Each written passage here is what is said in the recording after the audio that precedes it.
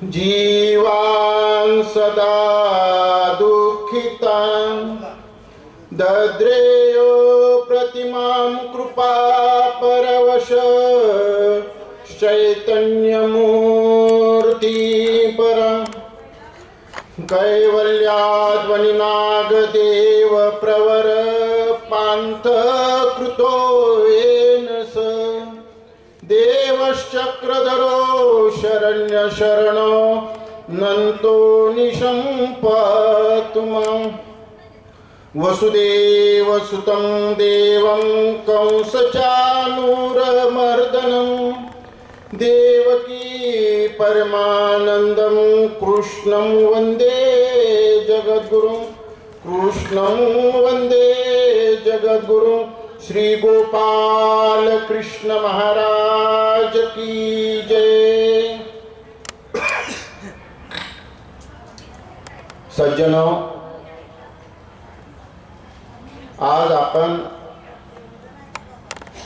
महाराष्ट्राची उपराजधानी असलेल्या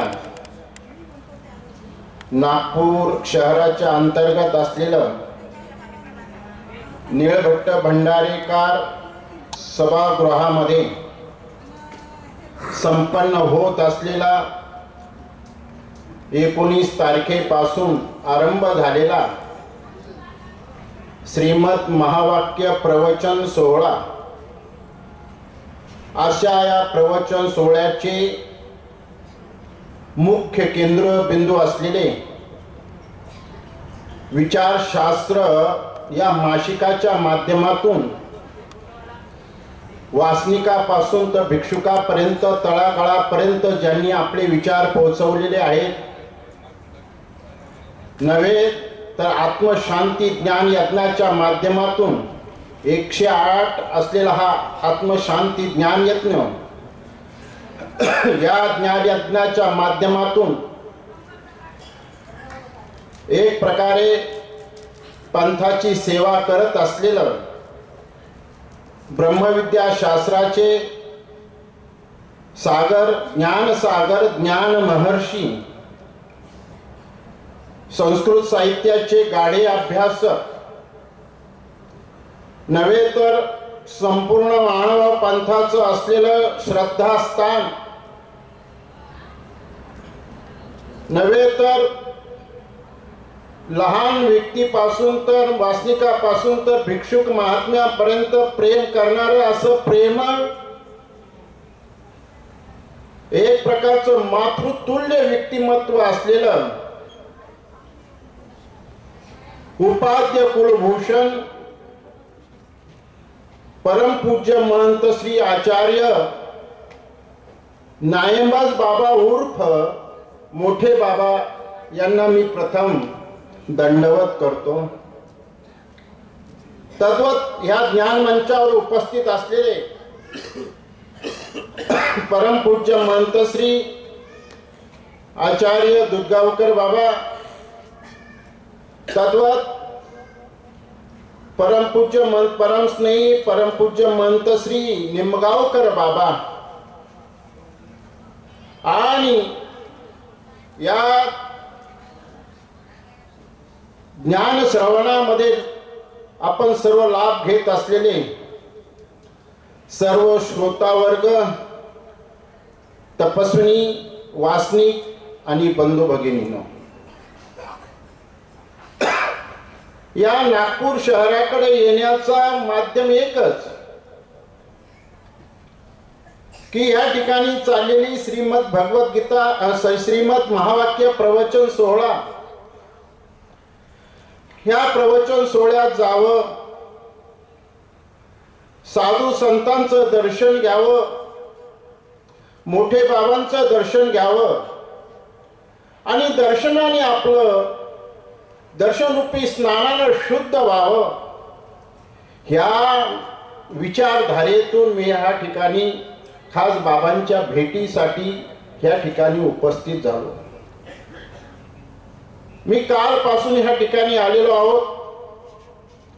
इथलं सगळं वातावरण एक प्रकारचं भक्तिमय झालेलं मला पाहायला मिळालं। सुंदर प्रकारची अशी व्यवस्था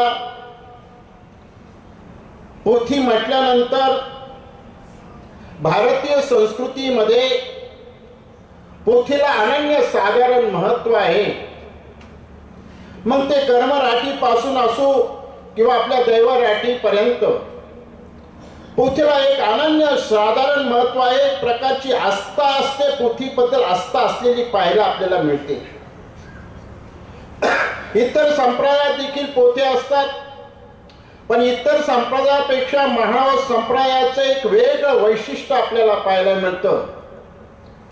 ही ब्रह्मविद्या शास्त्राची पोथी म्हणजे मानवी जीवनाला एक प्रकारची प्रेरणा, एक प्रकारची ऊर्जा नव्हे तर एक प्रकारची उजाळा देणारी ही पोथी आहे. हे महाराज संप्रदायाच्या पोथीचं एक महान वैशिष्ट्य आपल्याला पाहायला मिळतं. आणि जे आपल्याला ह्या ठिकाणी महावाक्य निरूपण करत आहे, थोरलं प्रकरण निरूपण करत आहे, या व्यक्तिमत्वाच्या बाबतीत जर पाहिलं तर शब्द सुद्धा कमी पडतील अशा प्रकारचं मोठे बाबा नावाचं आहे, नायमाज बाबा नावाचं हे व्यक्तिमत्व आहे पंथामध्ये. आणि म्हणून एक प्रकारचं साहित्य मला पाहायला मिळतं. चंदनाचे हात चंदनई पाय, परिसा नाही न सर्वांगी, दीपा नाही पाथी पोटी अंधकार, साखर सर्वांगी अवघी गुड. चंदनाचं जर आपण झाड पाहिलं, त्या झाडाकडे जर पाहिलं तर चंदनाचं झाड हे माणसाला एक प्रकारचा सुगंध देणार आहे. त्या झाडाच्या मुळ्या देखील एक प्रकारचा सुगंध देत असतात, झाडाची पानं सुगंध देतात, झाडाच्या फांद्या सुद्धा सुगंध देत असतात. हा सज्जनाच्या ठिकाणी असलेला गुण आहे. नव्हे तर ते सज्जनाचं चंदनाचं झाड काटेरी बाभूळ जरी असलं तर त्यालाही सुगंधित करतं, नव्हे तर बोरीच्या झाडाला देखील एक प्रकारचं सुगंधित करताना आपल्याला दिसेल. असा हा चंदनाचा एक प्रकारचा गुण पाहायला मिळेल. असं हे चंदनाचं झाड मुळीपासून तर शेंड्यापर्यंत एक प्रकारचं सुगंधित असलेला पाहायला मिळतं.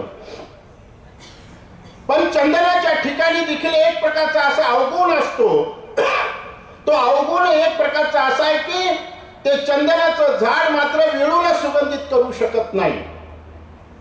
नव्हे तर चंदनाच्या झाडाचा अजून एक अवगुण असं की त्या झाडाला एक प्रकारचे सर्प काय करतात, एक प्रकारचे झाडाला गुंडाळून बसलेले असतात. अशा प्रकारचं ते चंदनाच्या ठिकाणी देखील एक प्रकारचा आपल्याला अवगुण पाहायला मिळतो. पण सज्जनाला मात्र ही उपमा लागू पडत नाही. सज्जनाला ही उपमा मात्र देता येत नाही, लागू पडत नाही. नव्हे तर जे चंदनाच्या ठिकाणी असलेला गुण आणि अवगुण हे दोन्ही चंदनाच्या ठिकाणी आहे, पण सज्जनाच्या ठिकाणी मात्र ते नाही. परिसाच्या बाबतीत जर बोलायचं ठरलं तर परिस काय करतो, लोखंडाला सोनं बनवतो. नव्हे तर परिसाचा हे प्रकारचा गुण आपल्याला पाहायला मिळतो की लोखंडाला सोनं बनवतो. पण परिसाच्या ठिकाणी असा एक अवगुण असतो, ते लोखंडाला सोनं बनवतो पण सोन्याला मात्र परिस बनवू शकत नाही. नव्हे तर दुसरा एक प्रकारचा असा अवगुण असतो की ते खापराला परिस करू शकत नाही. असा परिसाच्या ठिकाणी गुण बी आहे, अवगुण बी आहे. दिव्याच्या बाबतीत जर बोलायचं ठरलं तर दिवा आपण पाहतो, दिव्याच्या प्रकाशामध्ये बाहेर प्रकाश आहे, आतमध्ये देखील प्रकाश आहे. हा दिव्याचा गुण आहे, हा प्रभावी गुण आपल्याला पाहायला मिळतो. पण दिव्याच्या ठिकाणी देखील एक प्रकारचा असा अवगुण आहे. तो दिवा काय करतो की तो दिवा तेल पेतो, हा एक अवगुण आहे. नव्हे तर दिव्याची वाट जाळून टाकतो, हा त्याच्या ठिकाणी अवगुण आहे. नव्हे तर जिथं बसतो तिथं देखील काळं करून टाकतो, असा दिव्याचा अवगुण आहे. पण सज्जनांच्या ठिकाणी मात्र गुणच पाहायला मिळतात. आणि म्हणून महाराज पंथाचे जेवढे साधू संत आहेत, जेवढे अधिकरण आहेत, नव्हे तर आपले असलेले आचार्य प्रवर उपाध्य कुलभूषण असलेले नायमाज बाबा, हे सर्व अंगाने एक प्रकारचा सज्जन अशा प्रकारचं हे व्यक्तिमत्व मला पाहायला मिळतं. याला या पृथ्वी तलावरची कोणतीच उपमा लागू पडत नाही. आणि म्हणून अशा प्रकारचं हे व्यक्तिमत्व महान पंथाला 21व्या शतकामध्ये हे आपल्याला एक प्रकारचं प्रेरणा देणारे, ऊर्जा देणारे व्यक्तिमत्व. 108 आत्मशांती यत्न केले बाबांनी आणि चालू आहे सातत्यपूर्ण. माहूरगडावर बरेच यत्न, मुंबईत बरेच यत्न, दिल्लीमध्ये, महाराष्ट्राच्या कान्या कोपऱ्यापर्यंत महान पंथाच्या तत्वज्ञानाचा नवे चक्र स्वामींचा विचार पोहोचवण्याचं काम सतत रात्र एक बाबा करत असतात. हे बाबांचं वैशिष्ट्य, गुण आहे. आणि म्हणून हा महावाक्य यज्ञ तुम्हाला एक प्रकारचे सर्व काही देणार आहे. ह्या ठिकाणी मी आल्यानंतर पाहिलं, दर्शन पाहायला मिळालं. सगळ्या गोष्टी ज्याला जे लागतं ते आहे. जे ज्ञान श्रवण करायला आले ज्ञान श्रवण मिळतंय. महावाक्याचं आपल्याला ते बाबांच्या मुखारिंदातून आपल्याला ते परावाणीतून आपण श्रवण करत आहात. कोणाला ग्रंथ लागले ते ग्रंथ देखील आहेत. आल्यानंतर मी पाहिलं, कोणाला देवपूजेला तकट लागत असेल तकट बी इथे मिळते. कोणाला स्मरणाची गाठी राहिली असेल तर गाठी देखील मिळते महावाक्य प्रवचनात.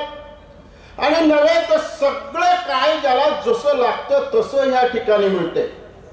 हे महावाक्य प्रवचन तुम्हाला नेमकं काय देत आहे? ह्या संसारात पाहिलं तर संपूर्ण मनुष्य, बहुतांशी सर्व मानव जातीचा जर विचार केला, ग्रस्त आश्रमापासून विचार जर केला तर सगळे मनाने अस्थिर झालेले पाहायला मिळतात. सगळे लोक दुःखी असलेले पाहायला मिळतात. आणि असे अस्वस्थ अस्थिर असलेल्या माणसाला स्वस्थ करायचं काम, प्रसन्न करायचं काम, मनाला प्रसन्न करायचं काम, कोणतं काम कोण करत असेल तर ही महावाक्य नावाची पोथी करते. हे वैशिष्ट्य आहे. मनाला प्रसन्न करावायचं आहे. मनाच्या बाबतीत जर विचार केला तर मन करा रे प्रसन्न, सर्व सिद्धीचे साधन, सुख समा मोक्ष अथवा बंधन, सुख समाधान ते. मने प्रतिमा स्थापिली, मने पूजा केली, मन माऊली सकळांची. मन गुरु आणि शिष्य करी आपलेची दास्य, प्रसन्न आपणास गती अथवा अधो गती. महानुभावांची पोथी माणसाच्या मनाला, माणसाच्या बुद्धीला नव्हे तर माणसाच्या चित्ताला शुद्ध करणारी आहे, पवित्र करणारी आहे, उजळता आणणारी आहे. आणि म्हणून जितका जितका मनुष्य प्रपंचाला जोडला जातो तितका तितका तो मलिन होतो. आणि जितका जितका हा मनुष्य परमार्थाला जोडला जातो, परमेश्वराला जोडला जातो, तितका तितका तो काय होतो, उजळतेला येत असतो. मन प्रसन्न असावं लागतं. परवा प्रत्येक क्षेत्रामध्ये पोथी श्रवण करताना सुद्धा तुमचं मन प्रसन्न असावं लागतं. मनाला एकाग्र करावं लागतं. गीतेमध्ये म्हटलेले इंद्रियाणामनश्चास्मी, श्रीकृष्ण महाराज म्हणतात इंद्रियामध्ये मन मी आहे. मग कोणतं मन मी आहे याचं चिंतन जर आपण केलं, मग जे मन सप्तवेषणाकडे जातं ते मन मी आहे का? मध्यंच तृतंच पिशितंच वेशा पापार्थ चौर्यम परदारसे, एतानि सप्तवेसनानि घोरात घोरे नरके पतंती. मग हे सप्तवेषणाकडे घेऊन जाणार हे मन मी आहे का? श्रीकृष्ण महाराज म्हणतात.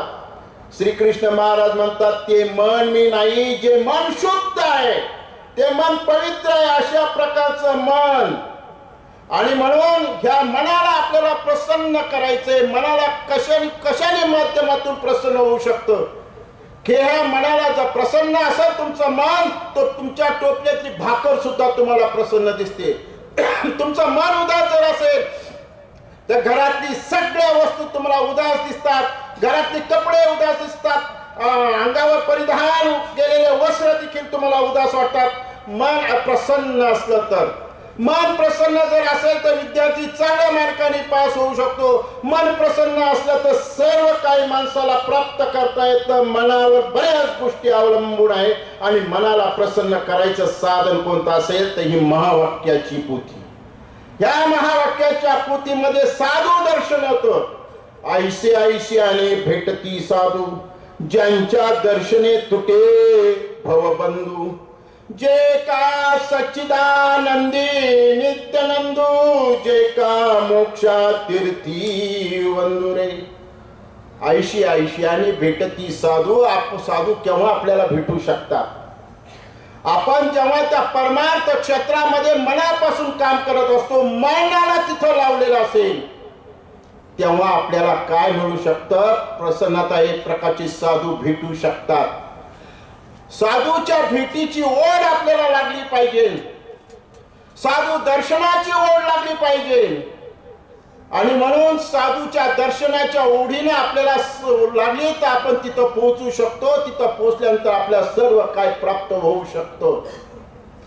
आणि म्हणून साधूनाम दर्शनम पुण्य तीर्थभूताय साधव काले न फलते तीर्थ सद्य साधू समागम. साधूंच्या दर्शनाने आपल्याला पुण्य प्राप्त होतं. नेमकं काय होतं? साधूंच्या दर्शनाने म्हणजे त्यांच्या विचाराने आपलं जीवन परिवर्तित होतं.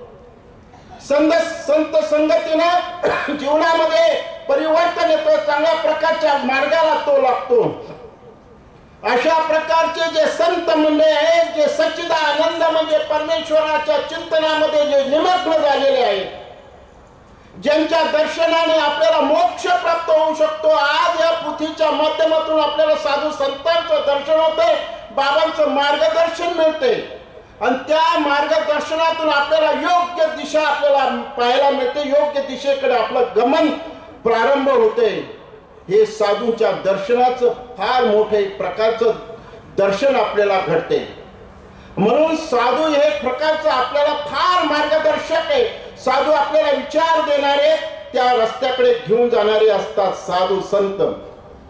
आणि म्हणून म्हटलेले ऐशी ऐशियाने भेटती साधू. आपली जर परमार्थाबद्दल ओढ असेल तर दर्शन मिळू शकतं.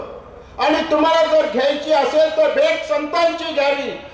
नव्हे तर आपण संतांच्या भेटी व्यतिरिक्त जर भेट घ्यायला गेलो, आपण एखाद्या दुःखीस्त असतो, कोणत्या कारणाने आपण अस्थिर असतो, जर आपण सांसारिक माणसाकडे जर गेलो, काही समस्या असेल मुलाची वगैरे मुलीची, तिथे गेल्यानंतर आपण थोडीशी सांगायला सुरुवात केली, ती ग्रस्त आश्रमातली बाई म्हणते, काय बाई तुझं सांगतोय, माझंही मुलगा तसंच चाललंय, माझंही घरात वातावरण तसंच आहे. आणि म्हणून ग्रस्त आश्रमातल्या कोणत्याही वस्तूने तुम्हाला, त्या घरातल्या कोणत्याही वस्तूने तुम्हाला समाधान मिळू शकत नाही. आणि म्हणून भेट घ्यायची असेल, घेशी तरी घेई संतांची भेट. आणि कते बोल न बोलते, आणि कते गोष्टी नको म्हणा. मनाला तुम्हाला प्रसन्न करायचं असेल तर संतांची भेट घेणं अत्यंत. सर्व भावे देवत्यांचे भांडवल, आणि कते बोल न बोलती. संत साधू संतांचं भांडवल कोणतं आहे? ब्रह्मविद्याशास्त्र, सूत्रपाठाचं चिंतन, आचार विचार स्थळाचं चिंतन, लक्षण स्थळाचं चिंतन, दृष्टांत स्थळाचं चिंतन. त्या चिंतनाच्या व्यतिरिक्त ते दुसरे कोणते बोलत नाहीत. आमचे सर्वज्ञ श्री चक्र स्वामींना आचार्याच्या बाबतीत म्हणतात, हा काही इथीचाच बोलेल, हा काही कुठलं दुसरं बोलणार नाही. हे असलेलं ब्रह्मविद्याशास्त्राचं दर्शन आपल्याला त्याच्यातून मिळत. आणि का ते बोलणं मिळत. सर्व भावे देव, सर्व अर्थाने देवच भांडवल. पाहायचं असलं तर डोळ्याने तेच पाहायचं. अहर्निशी माझे रुपडे, डोळे आनन आवडे. उद्धव गीतेतली ओवी आहे. आमचे भास्कर भट्ट बोरीकर म्हणतात. भास्कर भट्ट बोरीकरांचं वैशिष्ट्य काय? खालून लिंबू वर फेकावं, खाली पर्यंत श्लोक तयार करावा, अशा प्रकारचे ते भास्कर भट्ट बोरीकर. केचित खंडन दंड खंडित दंडित जगधीराधिप संस्फुरत तर्का खर्व कुगर्व पर्वत समारूढा विमूढा वृष कालाप कलाप केळी कुशला शृंगार वीरावृतम केचित कृष्ण कथा सुंदरमती तद्भास्करं कवी. अशा प्रकारचे आमचे भास्कर भट्ट बोरीकर. ते काय म्हणतात? अरणीशी माझे रुपडे, डोळे आनन आवडे. आपल्याला जर ह्या डोळ्यांनी पाहायचं असेल तर काय पाहायचं? आपले डोळे ब्रह्मचारी असले पाहिजे, आपले कान ब्रह्मचारी असले पाहिजे, आपली वाणी सुद्धा एक प्रकारची ब्रह्मचारी असली पाहिजे. ब्रह्मचारी शब्दाचा अर्थ होतो जशा प्रकारचा ब्रह्माचं आचरण तशा प्रकारचे आपले डोळे सुद्धा असले पाहिजे. आणि म्हणून डोळ्याने पाहायचं तर काय पाहायचं, आणि म्हणून डोळे आपल्याला ब्रह्मचारी ठेवायचं असेल तर आता भगवंताचंच काही दर्शन होऊ शकतं का? आता काही स्वामी आहेत का आपल्याला पाहण्यासाठी? तर आपल्याला ह्या डोळ्याने जर पाहायचं असेल तर स्वामींचं चरित्र पाहायचं. स्वामींचं जे चरित्र आहे, जे लीळा आहे, त्याचं चिंतन करायचं, त्याचं स्मरण करायचं, ते डोळ्यांनी पाहायचं. नव्हे तर डोळ्यांनी पाहायचं तर नव्हे तर श्रीमद भगवद्गीतेचा श्लोक पाहायचा. काय म्हणतो मनाच्या संदर्भात? मयेव मनाद्यस्व मय बुद्धी निवेशय निवसिष्यसि मयेव अतऊर्ध्वं न संशय. श्रीकृष्ण परमात्मा म्हणतात, ह्या संसारामध्ये तुला मन लावायचं असेल तर दुसरं कुठं लावू नको, हे मन माझ्या ठिकाणी लाव.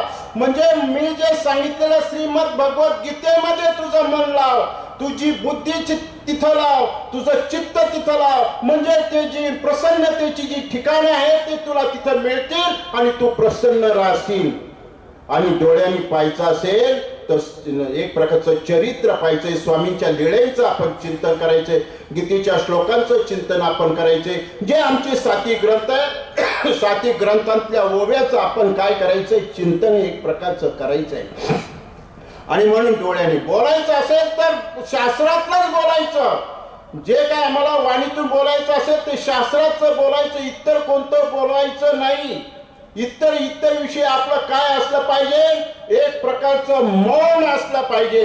आणि म्हणून आमचे जे काय भास्कर भट्ट बोरीकरांनी अनेक ओव्यांच्या माध्यमातून आपल्याला एक प्रकारचं काय केलेलं आहे, चिंतन एक प्रकारचं दिले. बाबा यावं एक प्रकारचं चिंतन आपल्याला दिलेलं पाहायला मिळतं. आणि म्हणून पाहत असताना डोळ्यांनी पाहायचं असेल तर काय पाहायचं? व आमचे विश्वनाथ बास बाळापूरकर म्हणतात, कथांमोदनी अवधान अन्य विषयी बैरे कान गुणस्तुती धर्म कथन एरवी मौन. कथा अनुमोदनी अवधान, त्या भगवंताच्या ज्या कथा आहेत त्या कथेकडे आपलं लक्ष असलं पाहिजे. सर्वज्ञ श्री चक्र स्वामींनी भक्तिजनांना काय निरूपण केलं त्या कथा आपण वाचल्या पाहिजे. त्या कथा माणसाच्या मनाला काय करणार आहेत, एक प्रकारची प्रसन्नता देणार आहेत. अन्य विषयी बैरे कान, बरे आपले कान बैरे असले पाहिजे, पण कोणत्या विषयामध्ये, इतर कोणत्या सांसारिक विषयामध्ये आपले कान तिकडे गेले नाही पाहिजे. आणि म्हणून ते कान एक प्रकारचे बैरे असले पाहिजे. गुणस्तुती धर्मकथन एरवी मौन. करायचं असेल तर परमेश्वराच्या गुणांचं वर्णन करायचं नव्हे तर धर्मकथन, जे आमच्या पूर्वजांनी जो आचार आमच्या पुढे मांडलेला आहे त्याचं एक प्रकारचं आपण काय करायचं, कथन करायचं. दैव स्पर्श अवलोकने जे भूते तीर्थस्थानी ते वाचून आनन पाहे डोळा. डोळ्याच्या संदर्भामध्ये विश्वनाथ बास बाळापूरकर म्हणतात, ह्या डोळ्याने पाहायचं तर काय पाहायचं, दैव स्पर्शे अवलोकने, ज्या भगवंताचा जिथं स्पर्श झालेला आहे, चरणांकित पाषाणाला स्पर्श झालेला आहे, तो पाषाण आपण वंदन करायचा. त्या पाषाण आपण त्या डोळ्यांनी पाहायचा. चक्र स्वामींचा पाषाण आपल्या समोर आल्या बरोबर आपल्या डोळ्यामध्ये काय त्या लीळा आपल्या समोर उभ्या राहिल्या पाहिजे. हे निळभट्ट भंडारेकर सभागृह चक्रस्वामींचा विशेष आला मौद्याचा, आपल्या समोर निळभट्ट भंडारेकर उभे राहिले पाहिजे. काय ते निळभट्ट भंडारेकर? सर्वज्ञ श्री चक्रस्वामी एकांकात भ्रमण करीत असताना जेव्हा भंडाऱ्याला आले, भंडाऱ्याला आल्यानंतर स्वामी उभे राहिले आणि स्वामींनी भिक्षेचा सवाल केला तर लक्षात आलं दिलं नाही. स्वामींनी त्या निळभट्ट भंडारेकराला सकाळी स्नान करण्याच्या अगोदर पोथी ग्रंथ वाचन करत होते, जीवनमुक्तीचा मार्ग शोधत होते. आणि असे भंडारेकरांना म्हटले, मागील पालखी पहा. बरोबर लक्षात आलं, हे परमेश्वर अवतारे माझं सर्वस्व आहे. हे पाहिल्यानंतर मागचा पुढचा कुठलाच विचार केला नाही, निघाले स्वामींच्या सानिध्यात. 16 वर्ष राहिले पण स्वामींना कधी पाठ दाखवली नाही. स्वामींची म्हणजे एक प्रकारे स्वामींनी त्यांचं फार मोठं कौतुक केलेलं आहे. काय ओम म्हणून भंडारे कारासारखे उठो बैसो कवनीची नेणे जे हे परिवारामध्ये सर्वज्ञ श्री चक्र स्वामी भंडारेकाराचं एक प्रकारचं महिमा गाता असे भंडारेकार 16 वर्षे सर्वज्ञ श्री चक्र स्वामीच्या सानिध्यात राहिले. नव्हे त्या भंडारेकरांचा केवढा अधिकार, त्या भंडारेकरांना शेवटी अतिसाराचा त्रास होऊ लागला तर सर्वज्ञ श्री चक्र स्वामींनी त्यांची सेवा केली. आणि म्हणून महानुभाव संप्रदायामध्ये सुसर्षा विधी आणि सेवा हा धर्म आम्हाला तिथून पाहायला मिळतो. मानव पंथातला कोणताही साधक अशक्त असेल तर आम्हाला प्रेरणा देण्याचं काम ही लीळा करत असते. म्हणून आपल्याला सर्वज्ञ श्री चक्र स्वामींचा स्पर्श झालेली स्थान ठिकाणे आमच्याशी बोलली पाहिजे. स्मृती स्थळातली ठिकाणे आमच्याशी एक प्रकारची बोलली पाहिजे. स्मृती स्थळात आपण जात असताना पाहत असताना आम्हाला हिराईसा दामोदर पंडित यांच्याकडे जर पाहिलं, हिराईसा आणि दामोदर पंडिताला भट्टोबासापासून श्रवण परमेश्वर शास्त्राची ओळख झालेली, चारी पदार्थाची ओळख झालेली, 4 साधनाची ओळख झालेली आणि त्यांना कळलं की परमेश्वर अनुसरल्याशिवाय आपल्याला देव प्राप्त होऊ शकत नाही. आणि म्हणून दामोदर पंडिताचं आणि हिराईसाचा संवाद सुरू झाला. दामोदर पंडित म्हणतात, हिराईसा मला वाटतं मी प्रथम अनुसरण घ्यावं, मी अनुसरणाला जातो. हिराईसा म्हटली, नाही दामोदर पंडिता तुम्ही जायचं नाही, मी प्रथम अनुसरण घेणार. पा त्यांच्यात किती उत्कंठता लागली अनुसरण घेण्याची, दीक्षा घेण्याची. प्रथम मी घेणार, ती म्हणते नाही प्रथम मी घेणार. पण त्याच्यामध्ये एक अडचण होती त्यांच्या मुलाची. आणि म्हणून हिराईसा म्हणते, पंडिता तुम्ही जरा मागे थांबा, मी प्रथम संन्यास घेते, अनुसरण घेते. तुम्ही मुलाचा विवाह करा आणि नंतर तो विवाह झाल्यानंतर व्यवस्थित त्यांची व्यवस्था लावल्यानंतर तुम्ही काय करा, अनुसरण घेण्यासाठी या. असं म्हटल्यानंतर म्हणजे ठीक आहे. मग हिराईसाने काय केलं, हिराईसा निघाल्या, आश्रमामध्ये पोहोचल्या. पोहोचल्यानंतर हिराईसाने अनुसरण घेतलं, कारण की देव हा अनुसरण्याचा आहे. तिला शास्त्राची ओळख झाली होती, तिनं दीक्षा घेतली, संन्यास घेतला, अनुसरण घेतलं. हे दोन्ही शब्द एक सारखेच आहे आणि त्याच्यातला अर्थ सारखाच आहे. शब्द जरी वेगवेगळे असले तरी भाव मात्र एकच आहे. घेतल्यानंतर बरेच दिवस झाले. हिराईसा आपल्या अध्यात्म चिंतनामध्ये निमग्न आहे. बरेच दिवस झाले. इकडे मुलाचा विवाह झाला, सुनबाई देखील चांगली मिळाली, देखणी मिळाली, गुणवान मिळाली.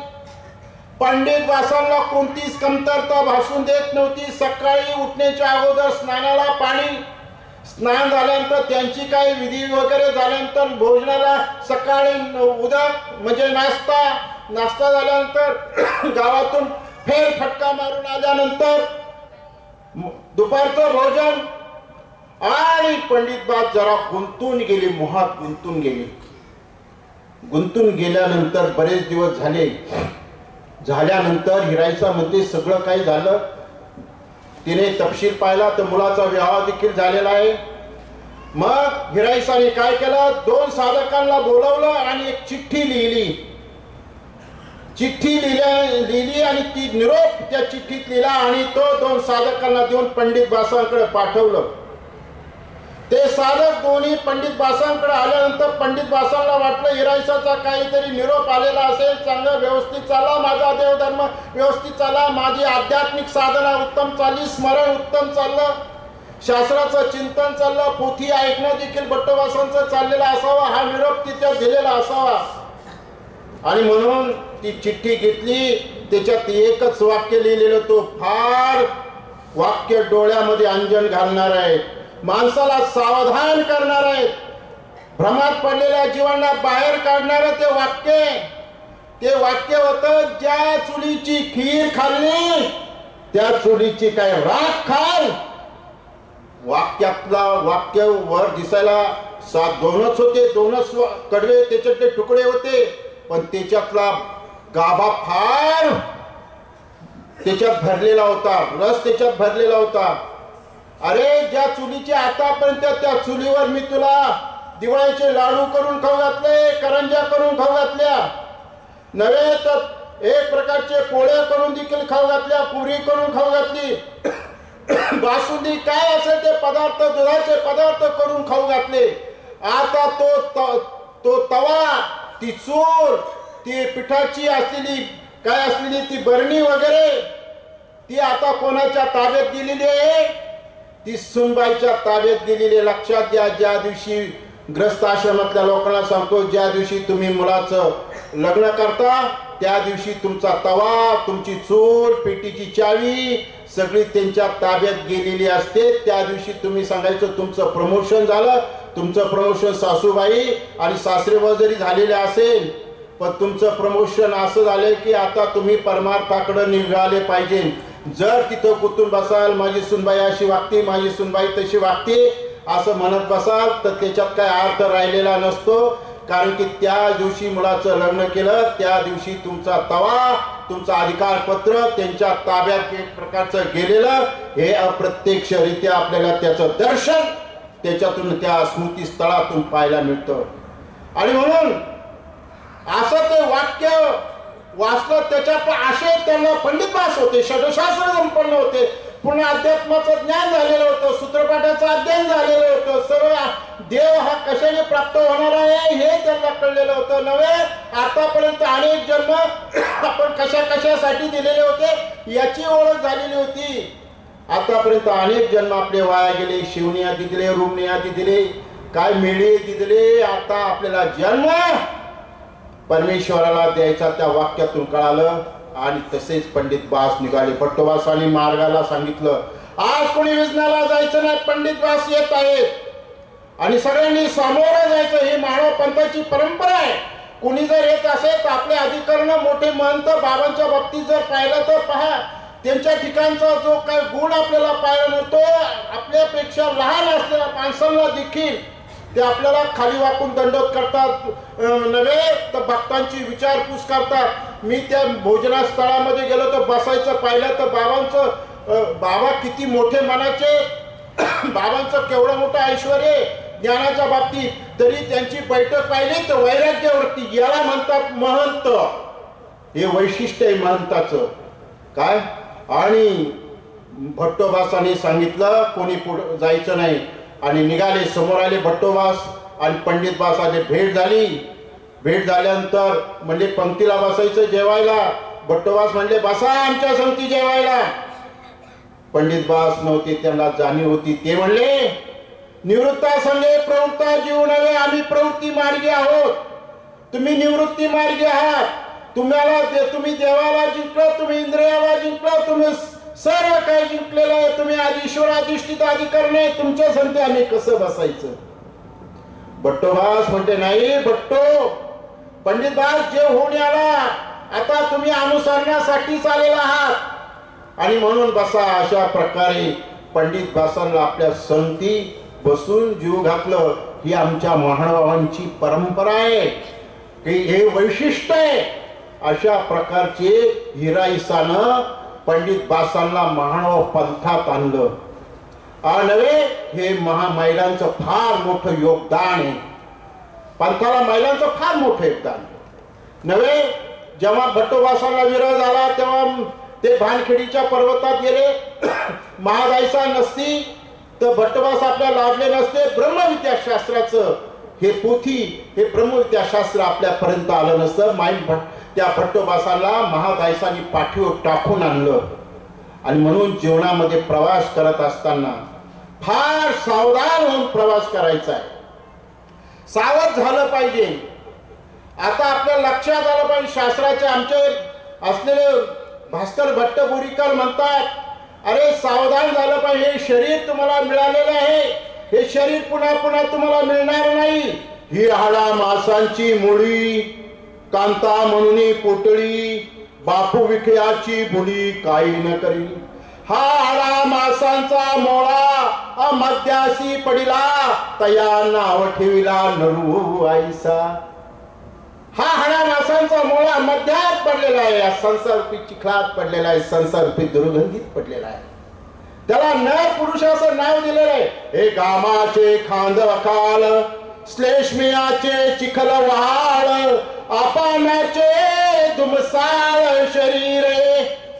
काय हे शरीर कसं म्हटलेले? श्लेष्मियाचे चिखल वहाळ, गामाचे खांद वखाळ. पूर्वी पाणी वाहण्यासाठी एक चांबड्याची पिशवी असायची आणि ती पिशवी खांद्यावर टाकल्यानंतर संपूर्ण पाणी अंगावर गळायचं. तसं हे शरीर घामाचं खांद वखाळा म्हणजे शरीरातून सतत घाम चालतो, अशा प्रकारचं हे शरीर आहे. श्लेष्मियाचे चिखल वहाळ. श्लेष्मा म्हणजे आपल्या नाकातला जो पदार्थ आहे. पावसाळा सुरू झाल्यानंतर नाकामध्ये लगेच आपल्या नाकामध्ये एक प्रकारचं वेगळे पदार्थ तयार होतो, त्याला श्लेष्मा असं म्हणलेलं आहे.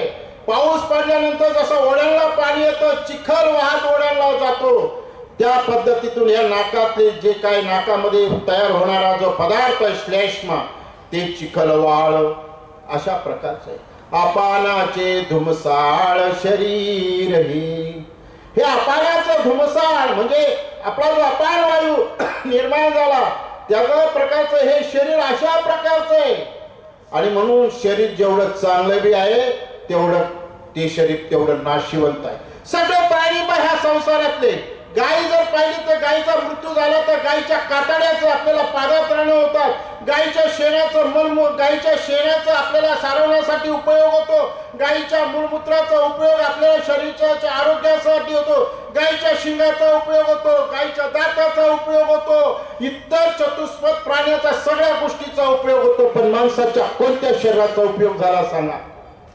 कोणतं शरीर? हा चामडं मृत्यू झाला, आपलाच माणूस आहे, आपल्या जवळच आहे, आपण त्याच्याजवळ राहिलो तरी आपण 2 तास 3 तास रडतो, रडल्यानंतर लगेच व्यवस्थेला निघतो. यांची व्यवस्था आपण केली पाहिजे व्यवस्थापन केंद्रामध्ये. का? या शहर का आपलाच माणूस आहे ना, चांगला आहे ना, मग त्याला आपण घरात ठेवलं तर काय बिघडतं का? नाही. 1 दिवस राहील ठीक, 2 दिवसांनी त्याचा वास यायला सुरुवात होईल, तुम्ही लगेच मसाल्याला टाका बाजूला. काय? इतर सगळ्या शरीरात प्राण्यांच्या शरीराचा उपयोग होतो पण माणसाच्या शरीराचा मात्र उपयोग होत नाही. आणि म्हणून सावधान असतं. हे शरीर जेवढं चांगलं आहे तेवढं खराब आहे. आपल्या हातात आहे ते कसं ठेवायचं ते. या शरीराला चिंतामणी म्हणलं, या शरीराला कल्पतरू म्हणलं, या शरीराला स्फटिकार म्हणलं, या शरीराला परिसाहून श्रेष्ठ असं म्हटलेलं आहे शरीर. सकल चिंतामणी शरीर जरी जाये समूळ अहंकार आशा निंदा युसा नाही ते कपट बुद्धी निर्मळ स्फटिक मोक्षाचे तीर्थ वाराणसी न घेती तया पाशी अवघे जन तीर्थाशी तीर्थ झाला तोची मोक्ष दर्शनी मन शुद्ध तया कारीशी काय करीशी माळव सकळ मंडित. ज्यांच्याकडे वैराग्य आहे, ज्यांच्याकडे भक्ती आहे, ज्यांच्याकडे ज्ञान आहे, परमेश्वराची साधन आहे, त्यांना काय करायचं दुसऱ्या गोष्टीचं? असं शरीराच्या माध्यमातून तुम्ही ईश्वर प्राप्त करू शकता. ह्या शरीराच्या माध्यमातून तुम्ही सर्व काही प्राप्त, PSI होऊ शकता, सरपंच होऊ शकता, आमदार होऊ शकता, खासदार होऊ शकता. नव्हे तर या शरीराच्या माध्यमातून तुम्ही संत भिक्षुक महात्मा होऊ शकता. या शरीराच्या माध्यमातून तुम्ही ईश्वर प्राप्त करू शकता. हे असे शरीर आहे. आणि म्हणून शरीर जेवढं चांगलं आहे तेवढंच खराबी आहे. नव्हे भास्कर भट्ट बोरीकर म्हणतात, हे मलमूत्राचे भांडे ठाको नये याचे निडे शिवशिव याचे निपाडे केलेमेश करिष्मण. असे काय म्हणतात भास्कर बोरीकर? काय हे अशा प्रकारचं शरीर आहे. आणि म्हणून सावधान आपण झालं पाहिजे आणि सावधान होऊन आपण परमेश्वर मार्गाकडे निघालं पाहिजे. ही महावाक्याची पोथी तुम्हाला हे एक प्रकारचं काय करते? मार्गदर्शन देते. आणि म्हणून घ्यायची असेल तर भेट संतांची घ्यायची असेल, करायची असेल तर संघात संतांचा करायचा असेल, बसायचं असेल 4 चौघात तिकडे चांडाळ चौकडीत बसण्यापेक्षा संतांच्या सहवासात भेटलं बसलं तर त्याचा फायदा तरी होतो. आणि जायचं असेल ज्या ठिकाणी संत वास्तव्य करतात त्या ठिकाणी जायचं. ज्या ठिकाणी संत एकत्र गोळा झालेले त्या ठिकाणी जायचं. तिथं गेल्यानंतर तुमच्या मनाला विसावा भेटणार आहे, तुमच्या मनाला शांती भेटणार आहे. मन गुरु आणि शिष्य करी आपणेची दाक्ष. मनच आपलं गुरु आहे, मनच आपलं शिष्य आहे. आणि गती अथवा अधोगतीकडे घेऊन जाणार हे मनच आहे. आणि म्हणून मनाला आपण साधनेत गुंतवलं पाहिजे, साधनेकडे लावलं पाहिजे आणि परमेश्वर स्मरणाकडे आपण लावलं पाहिजे, ज्ञान साधनेकडे आपण लावलं पाहिजे. आणि अशी साधना, ज्ञान साधना आम्हाला स्मृतीस्थळामध्ये केलेली एक प्रकारची पाहायला मिळते. त्या चरित्राच्या माध्यमातून चरित्र आमच्याशी बोलले पाहिजे. काय ती महादायसाची अनन्यता, काय ती महादायसाची एक प्रकारची निस्सीम असलेली भक्ती, महादायसाची असलेली भक्ती आपल्याला चरित्रातून पाहायला मिळते. स्मृतीस्थळातून लोकवायसासारखी एक साधक आपल्याला पाहायला मिळते की ती या चरित्राकडे मी शेवटचे 2 प्रसंग सांगून माझी का वेळ ह्या ठिकाणी सांगता होत आलेली आहे. आणि महादायसाची अनन्यता पाहिली तर दादोसाच्या असलेल्या माता आणि त्यांची शिष्या रानायसा दोघी. दादोसाला महादायसाची आठवण झाली, पूर्वीची शिष्य असलेली, आणि म्हणून दादोसाने सांगितलं, रानायसा जा महादायसाला बोलवा. दोन्ही रानायसा निघाल्या. निंबा वगैरे असेल तिथं आले असतील आणि भेट झाली. मग नव्हे तर त्यांची भेट झाली महादायसाची. महादायसाची भेट झाल्यानंतर महादायसाला सांगितलं रानायसाने, महादायसा म्हणे काय तुम्हाला दादोसानी बोलवलं म्हटले. तसे स्वामीकडे गेले. दुपारचा पूजावसर झालेला होता. स्वामी बसलेले विराजमान झालेले होते. रानायसानी सांगितलं, जीजी देवाने विचारलं कसं येणं केलं. तर रानायसानी सांगितलं, जीजी दादोसानी म्हटले महादायसाला बोलवलंय, त्यांना बोलवण्यासाठी आम्हाला पाठवलंय. असं म्हटल्यानंतर स्वामी म्हणतात, महादायसा आता तुम्हाला जावं लागेल. महादायसा ही कुशल होती. त्यांच्या समोर म्हटली, हो देवा जावा लागेल. पण जसं दादोसाचा म्हणजे निमंत्रण आलं, बोलवणं आलं, त्या क्षणापासून तिच्या मनामध्ये असा भाव तयार झाला, कोणत्याही परिस्थितीमध्ये आपल्याला दादोसाकडे जायचं नाही. पण निमित्त काय शोधावं, काय बहाणा करावा की जेणेकरून आपल्याला तिकडे जाता येणार नाही. कोणतंच असं साधन सापडत नव्हतं, कारण की प्रत्यक्ष भेट झालेली होती. आजारी म्हणावं तर महादायसा ठणठणीत आहे, रानायसा म्हणत तू तर ठणठणीत आहे, तू कसली आजारी. आणि या क्षणापासून ती विचारात पडली होती. सायंकाळी पुन्हा पूजा अवसराला गेली. पूजा अवसर झाल्यानंतर पुन्हा आल्यानंतर महादायसा आणि त्या दोन्ही रानायसा जेवायला बसल्या. जेवायला बसल्यानंतर महादायसाला पर्याय सापडला. वा छान, चांगलं झालं म्हटलं. जेवण झालं. दोन्ही रानायसाच्या वाट्या घेतल्या काय आणि धुण्यासाठी आपली वाटी घेतली, धुण्यासाठी निघाली आणि पायरी वरून पडल्याचं एक नाटक केलं. जशी पडली आणि वाट्या टाकल्या, वाट्यांचा आवाज झाला. महादायसाने एक प्रकारचं रुदन करायला सुरुवात केली. अगं मेले आई, अगं पडले आई, अशा प्रकारचं तिनं रुदन करायला सुरुवात केली. आणि जसा तो ओरडण्याचा आवाज आला तसा रानायसा दोन्ही बाहेर धावत आल्या. आल्यानंतर म्हणले, महादायसा काय झालं. नाही म्हणले, वाट्या धुण्यासाठी आले, मी घसरून पडले, माझा पाय मुरगळला. म्हणजे पाय मोडला किंवा पाय माझा टिचला. बाई तुम्ही असं करा, माझा पाय बरा होईपर्यंत तुम्ही थांबा आणि आपण तिघी मात्र दादोसाला भेटायला जाऊ. त्या रानायसा म्हणतात, महादायसा रामदेव अवसरी पायी कदाचित बराच दिवस लागले म्हणून आमच्यावर खवळेल किंवा वाट पाहत असेल, आम्हाला जावा लागेल. आणि तशा दुसऱ्या दिवशी त्या रानायसा स्वामींच्या भेटीला आल्या. का हो देव म्हणतात तुम्ही दोघीच निघाल्या.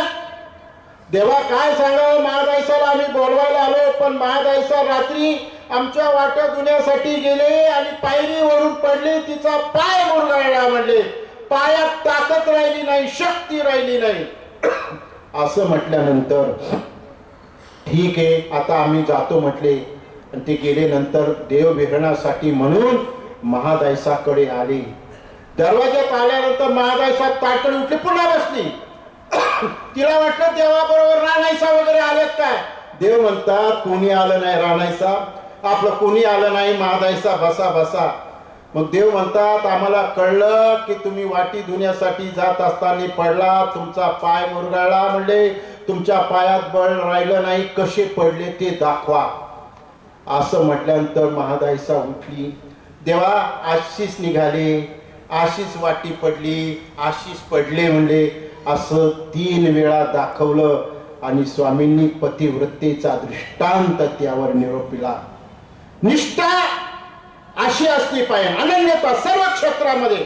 घरामध्ये मुलाची वडिलाबद्दल अनन्यता असली पाहिजे, मुलीची आई विषयी अनन्यता असली पाहिजे. एखाद्या मुलाला लहानपणापासून शिकवलं, मोठा साहेब झाला किंवा त्याला नोकरी भेटली, त्याला 1 लाखाचा पगार मिळाला आणि मग आता पगार भेटला मी तिकडे जाऊन पार्टी करतो असं नाही. तो मुलगा घरी आला, आई वडिलांना म्हटलं तुम्ही मला लहानचं मोठं केलं, लहानपणी माझं लघुशंका काढली, दीर्घशंकाही काढली, सर्व काही 5-5 मिनिटाला लघवी करत होतो, तुम्ही मला शिकवलं, आजारी पडलं दवाखान्यात घेऊन गेले, मला एवढा पैसा खर्च केला आणि ही मिळालेली ही पहिली पगार तुमच्या चरणावर मी ठेवतो. असं म्हटल्यानंतर आई कोणत्या आई वडिलांना वाटेल ती घ्यावी, लगेच खिशात घालावी, लगेच ती कुठं देणार मुलाकडे. अरे बाळा हे तुझेच आहे. काय जेवी पतिव्रता आपुला पती वांचुनी आनन सेवी चित्ती, ते विचारी भक्ती बोले अनन्य योगे. ज्याप्रमाणे पतिव्रता असते, आपल्या पतीशिवाय दुसरं कोणतं मनात चिंतन करत नाही, ही अनन्यता आहे. जैसा माये वांचुनी बाळा नाही अनिकाचा जिवाळा, ते न देखे डोळा उडून.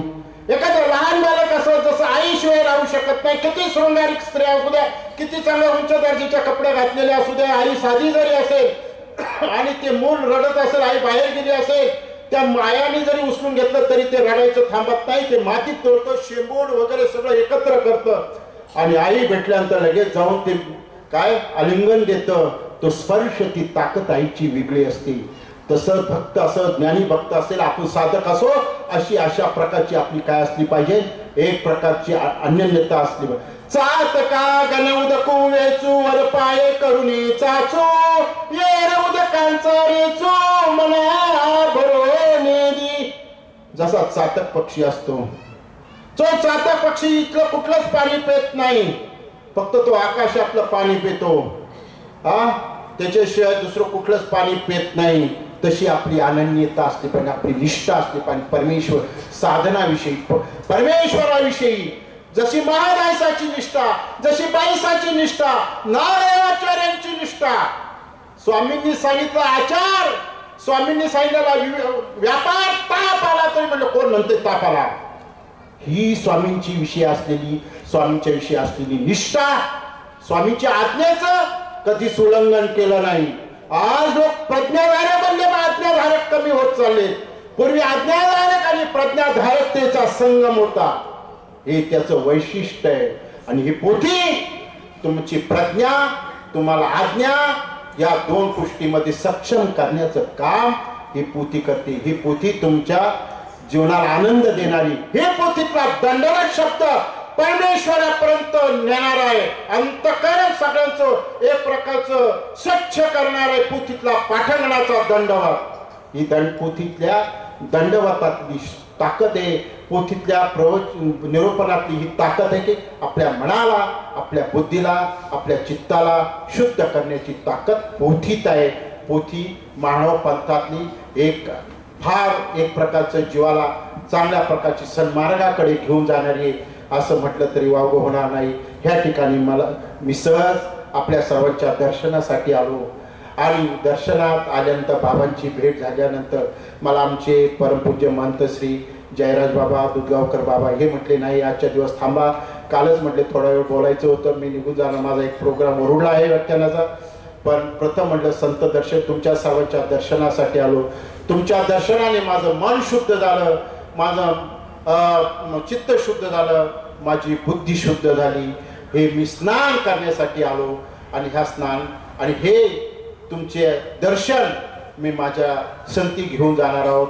बाबांचं दर्शन, बाबांचा काल ऐकलेला अवसर त्यांचं निरोपण मी माझ्या जीवनामध्ये संगती घेऊन जाणार आहोत आणि त्याच मार्गाने वाटचाल करण्याचा आम्ही देखील प्रयत्न करणार आहोत। हे पोथी एक आदर्श जीवन, आदर्श साधक, आदर्श वासनिक, आदर्श महात्मा करण्याची ताकद या पोथीत आहे, महावाक्याच्या पोथीत आहे आणि ही ताकद बाबांच्या निरोपणात आहे असं म्हटलं तर वावगं होणार नाही। इथेच माझ्या एवढे शब्द बोलून माझ्या विचारांना मी या ठिकाणी विराम देतो, येथेच थांबतो। वंदे श्री चक्रधरम। या ठिकाणी परमपूज्य महंत श्री वायदेशकर बाबांनी मला या ठिकाणी थांबा म्हटले आणि त्यांच्याही देखील विनंतीला मान देऊन या ठिकाणी थांबलो। आमचे विवेक शास्त्री, आमचे अतुल दादा, ही सगळी माझी स्नेहाची मंडळी, लोकेश भाऊ, ही सगळे माझी स्नेहाची मंडळी मला भेटली, ही मला एक प्रकारची ऊर्जा मिळाली आणि म्हणून बोलत असताना कदाचित माझ्याकडून काय अन्यथा गेला असेल ते बाहेर टाकायचा प्रयत्न करा आणि चांगला असलेला विचार घेऊन जाण्याचा प्रयत्न करा, अशा प्रकारची आशा व्यक्त करून या ठिकाणी आपल्याला संदीप भाऊ तडस यांना ऐकायचं आहे। मी आतापर्यंत त्यांचे व्हॉट्सअपवर मी त्यांचे विचार ऐकले, पण आज प्रत्यक्ष मला वाटतं कदाचित मध्ये एखादी भेट झाली असेल, पण आज प्रत्यक्ष जवळून भेट झाली। वाळवाच्या पावसाप्रमाणे होते पण 20 पावसाप्रमाणे झाले तर ती लक्षात राहते। आज मात्र तडस भाऊंचं दर्शन झालं, त्यांचं व्यक्तिमत्व मला पाहायला भेटलं, त्यांचा चेहरा मला पाहिला, तोही माझ्या प्रवासामध्ये संगती राहणार आहे। एवढी बोलून माझ्या विचाराला विराम देतो, येथेच थांबतो। वंदे श्री सर्वज्ञ श्री चक्रधर स्वामी की जय, सर्व साधू संतन की जय। दंडवत दंडवत दंडवत प्रणाम। अत्यंत सुंदर मनमोहक रसाळ अशा वाणीतून आदरणीय श्रद्धेय परमपूजनीय जयराज बाबाजी साळवाडी यांनी आपल्याला मंत्रमुग्ध केलं होतं। बाबांचं प्रवचन ऐकावं आणि ऐकतच राहावं, इतकं सुंदर असं प्रवचन आपण सर्वांनी ऐकलेलं आहे। आपण या पोथीत आलेलो आहे तर काय करावं, परमेश्वराची भक्ती करायची, भक्तीने शुद्ध होतो आणि हा शुद्ध झालेला जीवात्मा परमेश्वरापर्यंत पोहोचतो। बाबांनी हे प्रतिपादन केलेलं आहे। पण ही भक्ती करण्यासाठी आपल्याला शक्तीची आवश्यकता असते आणि शक्ती आपल्याला कोण देतं तर आपलं शरीर देतं।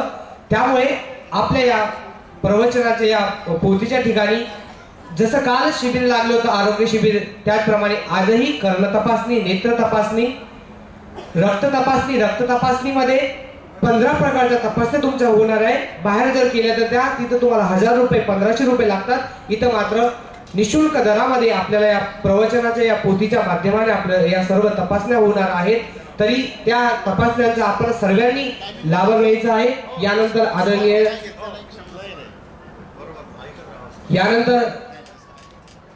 दुसरं वक्तव्य इथं सुरुवात होत आहे।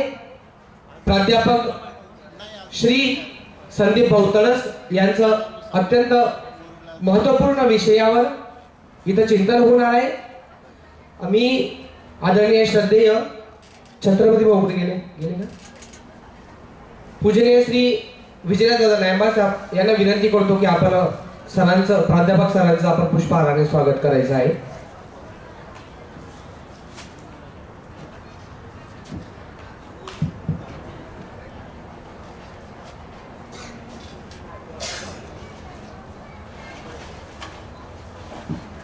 प्राध्यापक बसून राहा, कोणीही जाऊ नका। बाकीचे जे बाहेरच्या आहेत त्यांनी या आरोग्य शिबिराचा लाभ घ्यायचा आहे। इथं जे आहेत त्यांनी इथंच बसून राहायचं आहे। अत्यंत महत्त्वपूर्ण विषयावर प्राध्यापक श्री संदीप भाऊ तडस यांचं, संदीप दादा तडस यांचं व्याख्यान होणार आहे। याचाही आपल्याला श्रवणाचा लाभ घ्यायचा आहे आणि मी विजयदादा नायंबा यांना विनंती करतो की आपण प्राध्यापक सरांचे पुष्पहाराने स्वागत करायचं आहे।